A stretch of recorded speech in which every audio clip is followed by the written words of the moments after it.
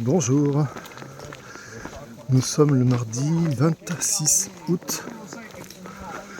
Je pars de Roncevaux en ce 53e jour de marche et je vais à Zoubiri.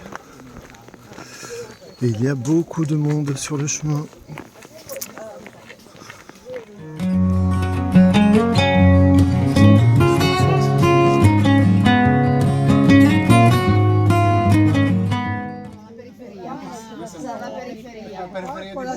Diceva 2-2 ma...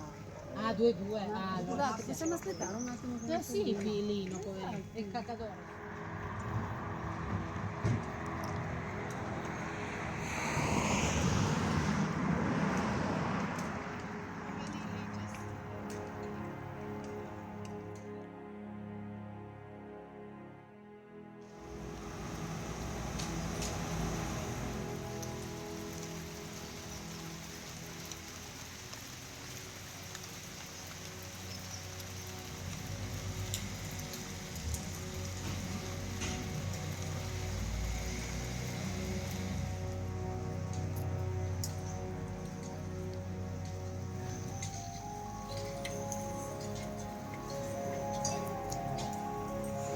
Alors en Espagne, le balisage, c'est pas du GR, c'est pas blanc et rouge.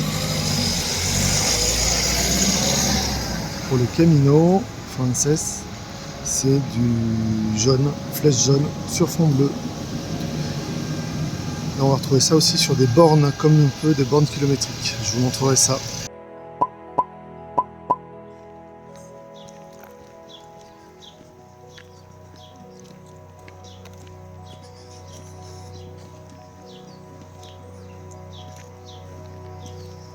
Toujours écrit en basque.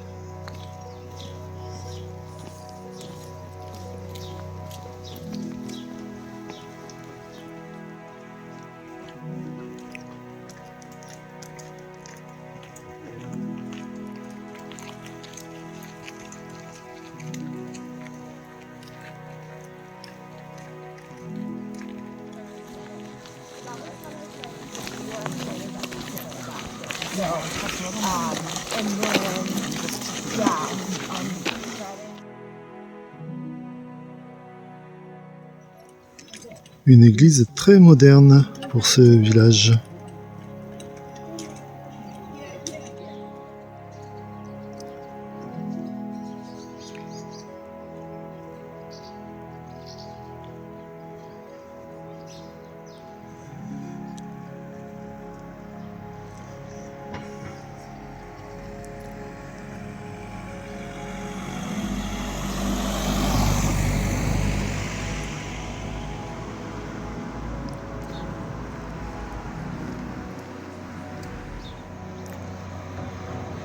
Une maison de 1779.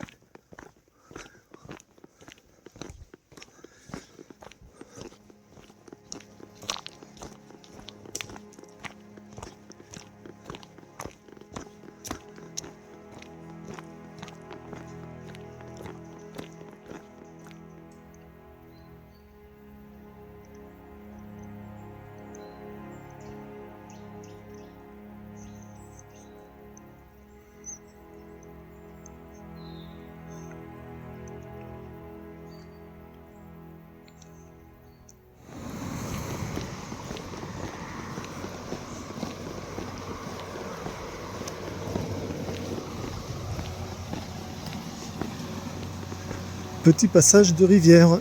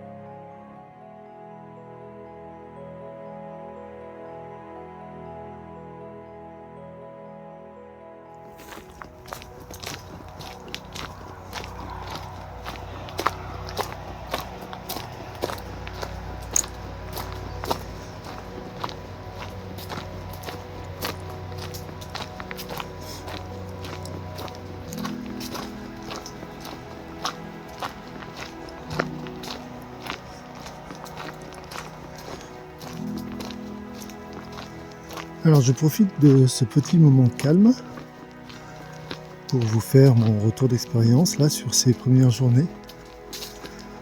Donc Saint-Jean-Pied-de-Port, au départ de Saint-Jean-Pied-de-Port, il y a beaucoup de personnes de nationalités différentes, beaucoup d'étrangers qui commencent donc à Saint-Jean-Pied-de-Port.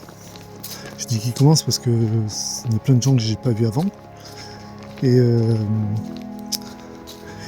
donc beaucoup d'Asiatiques, des Néo-Zélandais, plusieurs aussi, des Espagnols, pas mal d'Espagnols alors qu'il n'y en avait pas du tout avant, côté français, bien que ce soit facile d'accès la France pour eux, et aussi beaucoup d'Italiens. Voilà, donc il y a un peu toutes les nationalités. J'ai parlé avec des Néo-Zélandais, en fait c'est le film The Way qui a popularisé le Camino en Nouvelle-Zélande. Donc voilà, ça a eu un certain succès là-bas.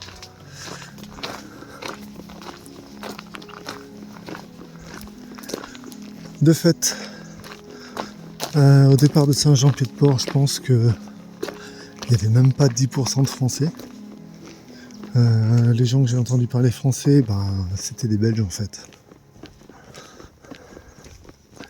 Donc ça change vraiment. Mais ça, on le sent déjà un petit peu quand on arrive dans Saint-Jean-Pied-de-Port.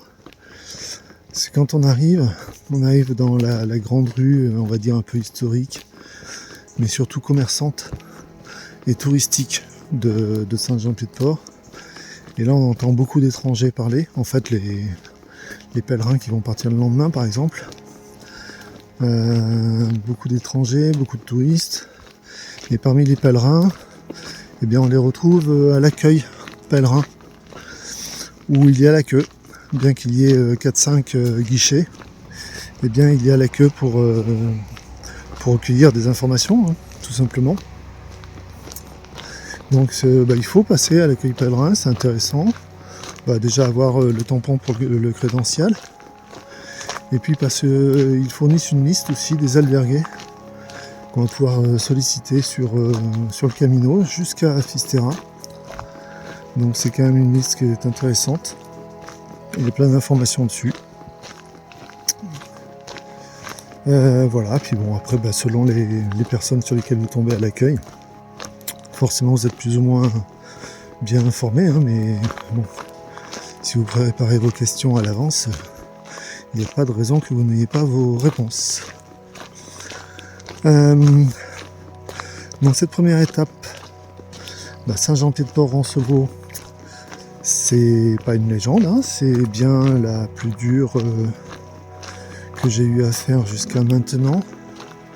Il faut avoir quelques journées dans les pattes pour la faire. Moi j'ai plein les gens qui commencent par cette montée là.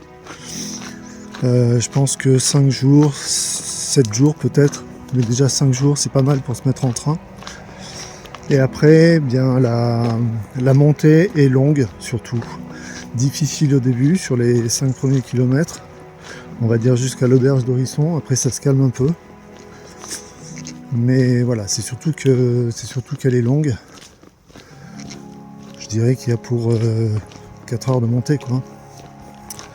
Il y a un bon dénivelé positif. Après, un dénivelé négatif pour arriver à Roncevaux, c'est moins pire que ce que je pensais. On m'avait dit que la descente était dure. Oui, c'est dur, je sais pas moi, le premier kilomètre peut-être. Mais après, on est quand même beaucoup dans une forêt de hêtres. Le sol est jonché d'humus en fait, hein, de feuilles, de hêtres. Et c'est vraiment très agréable cette forêt-là. Donc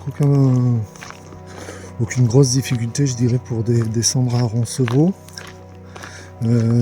Éventuellement aussi peut-être la fatigue de la montée qui peut rendre les jambes un peu faibles pour la descente. Mais sinon ça se fait. Et puis à Roncevaux, le dortoir c'est l'usine quoi. 217 lits sur 3 étages. Par contre c'est super bien organisé.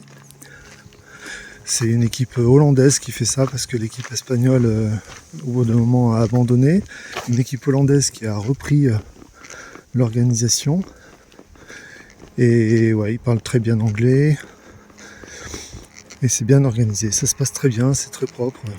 Voilà, pas de soucis. Pour ce qui est de la langue.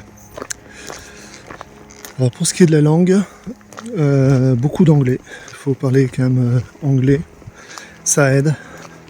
Espagnol, ça aide aussi parce que il y a beaucoup de commerçants qui parlent pas très bien anglais. Et puis les Espagnols en fait, tout simplement. Les Espagnols, j'ai l'impression qu'ils ont un niveau d'anglais plus faible encore que celui des Français, en tout cas du mien. Et donc c'est bien d'avoir quelques rudiments en espagnol. Et puis l'anglais, bah, ça sauve. Voilà, je pense que les employés dans le domaine du tourisme, eux, ils maîtrisent, il n'y a pas de souci. Français, anglais, espagnol. Français, pas tant que ça, faut pas se faire d'illusions. Mais en anglais, ça passe partout. Par contre, ouais, c'est des commerçants, c'est pas forcément évident en anglais. Donc l'espagnol, ça aide. Ça aide. Bah c'est bien, comme ça je vais réviser. Donc là aujourd'hui c'est Zubiri. Bah justement j'ai pu faire ma première réservation de chambre en espagnol. A priori c'est réservé.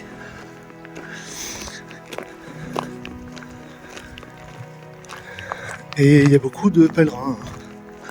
Tous les pèlerins qui sont partis de Saint-Jean-Pied-de-Port, on les trouve à Roncevaux.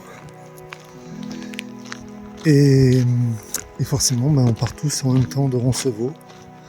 On se suit les uns les autres.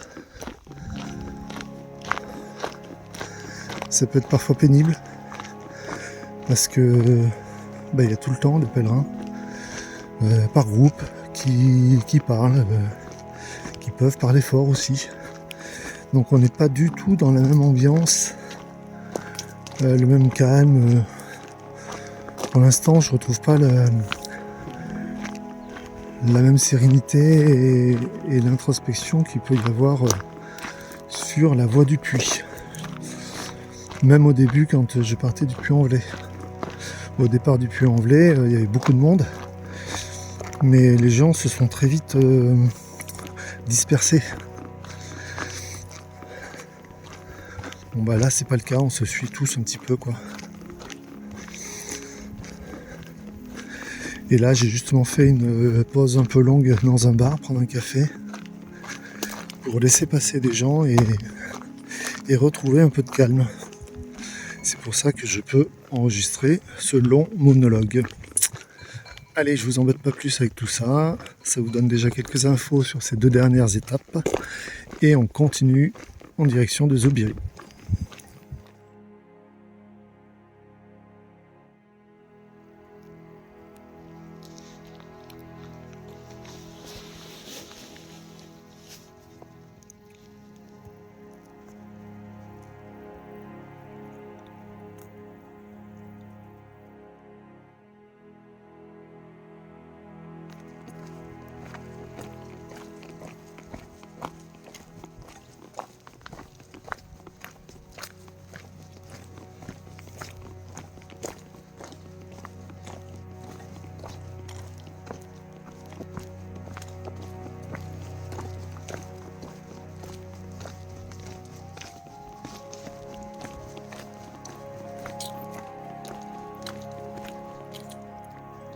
Bon bah l'arrivée à Zubiri. Apparemment il y a une grande usine là qui traite je sais pas quoi, du gravier ou du ciment. Et puis après Zubiri, j'ai l'impression que c'est beaucoup une ville tout en longueur le long d'une route, d'après la carte.